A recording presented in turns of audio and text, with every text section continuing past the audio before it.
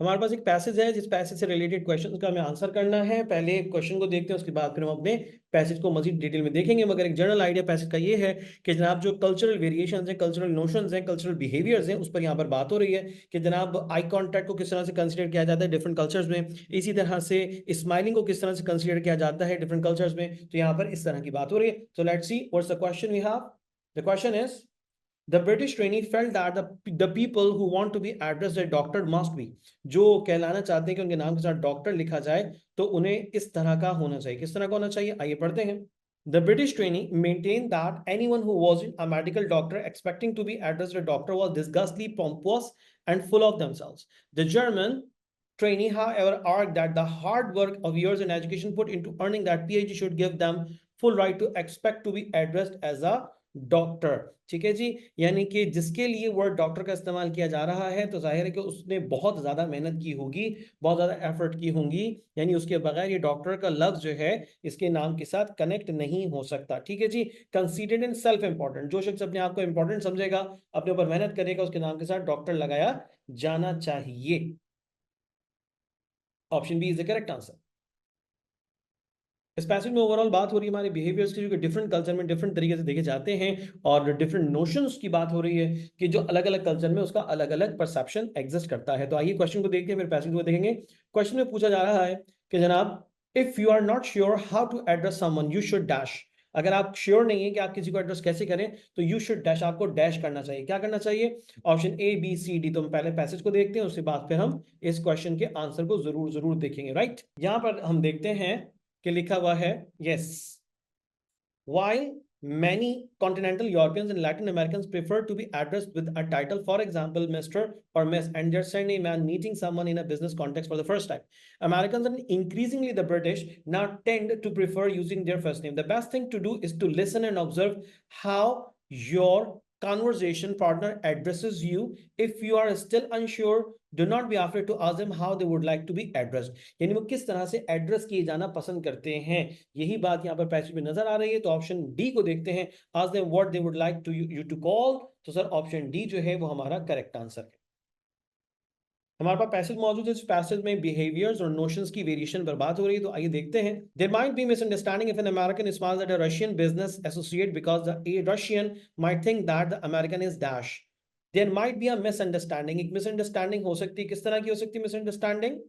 If an American smiles at a Russian business associate, ठीक है, अगर अमेरिकन मुस्कुराए रशियन इस बिजनेस एसोसिएट को देखकर, the Russian might think that the American is dash, जो अमेरिकन जो है वो धोखा देना चाहता है या फिर नुकसान पहुंचाना चाहता है या कि झूठा है, फेक है, कोई ऐसी बात है, या फिर चैलेंजिंग कर रहा है अथॉरिटी को, बात शुरू करना चाहता है या बेइज्जती कर रहा है। क्या इसका ऑप्शन होगा? आइए देखते हैं पैसेज में, उसके बाद फिर क्वेश्चन को मजीद स्टडी कर सकते हैं। In a piece of research done on smiles across cultures, the researchers found that smiling individuals were considered more intelligent than non-smiling people in countries such as Germany, Switzerland, China, and Malaysia. However, in countries like Russia, Japan, South Korea, and Iran, pictures of smiling faces were rated as less intelligent than the non-smiling ones. Meanwhile, the countries like in India, Argentina, and Maldives, smiling was associated with dishonesty, यानी कि smile वहां पर इस तरह की consider की जाती है।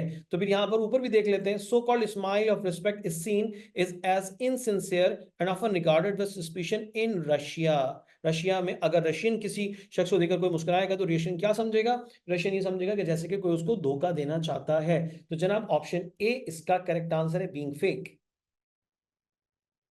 हमारे पास एक पैसेज गिवन है, जिस पैसेज में बात हो रही है खास तौर पे हमारे बिहेवियर्स की, हमारे नोशंस की, जो कि culture culture to culture vary करते हैं और उसके डिफरेंट परसेप्शंस लिए जाते हैं। So let's see the question first. Question में पूछ रहे हैं, the Japanese, South Koreans and Iranians might interpret a smiling face as being dash, यानी कि साउथ कोरियंस, ईरानियंस, ईरान में रहने वाले और जापानीज जो जापान में रहने वाले लोग हैं, वो स्माइलिंग फेस को डैश कंसीडर करते हैं।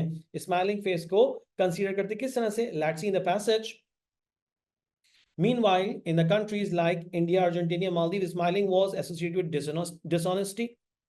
However, in countries like Russia, China, Japan, South Korea, Iran, picture of smiling face were rated as less intelligent. Less intelligent. Okay, तो पैसेज में देखा हमने, क्वेश्चन को देखते तो यहां पर हमारे पास ऑप्शन सी इस तरह से करेक्ट आंसर बन रहा है। इस पैसेज में ओवरऑल जो बात हो रही है वो कल्चर और जो डिफरेंट नॉर्म्स हैं, नोशंस हैं, उनकी वेरिएशंस पर कल्चर टू कल्चर क्या वेरिएशन आती है, क्या उसके परसेप्शंस ली जाती है, इस पर बात हो रही है। तो पहले क्वेश्चन को देखते हैं, फिर हम अपनी पैसेज की डिटेल को भी देखेंगे। American and British people sometime use eye contact to show that they dash.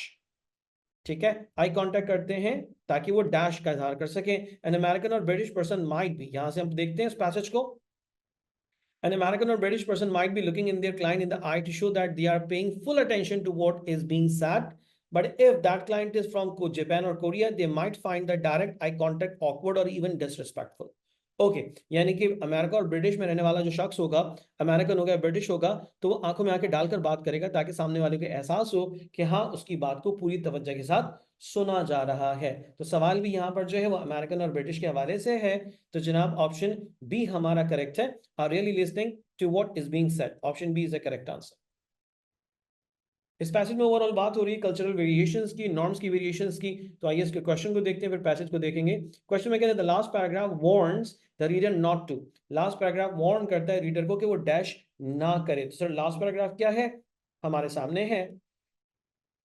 Having an increased awareness of the possible differences in expectations and behavior can help us avoid cases of miscommunication. But it is vital that we also remember that cultural stereotypes can be detrimental to building good business relations. Although national cultures could play a part in shaping the way we behave and think, we are also largely influenced by the region we come from the communities we associate with, our age and gender, our corporate culture, and our individual experiences of the world. The knowledge of the potential difference should therefore be something we keep at the back of our minds rather than something that we use to pigeonhole of the individual of an entire nation. ठीक है जी, किसी एक के रवैये को पूरी nation का behaviour consider नहीं किया जा सकता। किस चीज से बचने के लिए कह रहा है भाई, वो कह रहे थे इंगेज इन इंटरनेशनल बिजनेस, नहीं ऐसा तो नहीं है, ये तो नहीं कहा गया कि बिजनेस में इंगेज ना हो। International like national culture shape the way we behave and think, जैसा हम सोचते हैं वैसा नेशनल कल्चर होना चाहिए, नहीं सर ये भी नहीं कहा गया। Let communication damage our business relation, communication हमारी बिजनेस को मुतासर करती है, नहीं खराब नहीं करती है, ये भी बात नहीं। Overgeneralize using our knowledge of cultural stereotypes, तो भाई ऑप्शन डी है हमारा करेक्ट आंसर, कि जिसमें वो कह रहे हैं कि ओवर जनरलाइज ना करें, not to overgeneralize using our knowledge of cultural stereotype, cultural stereotypes को ओवर जनरलाइज ना करें। अगर ये किया जाएगा तो हमारी कम्युनिकेशन का ब्रेकडाउन और फेलियर पैदा हो सकता है। तो इस तरह से ऑप्शन डी हमारा करेक्ट आंसर है।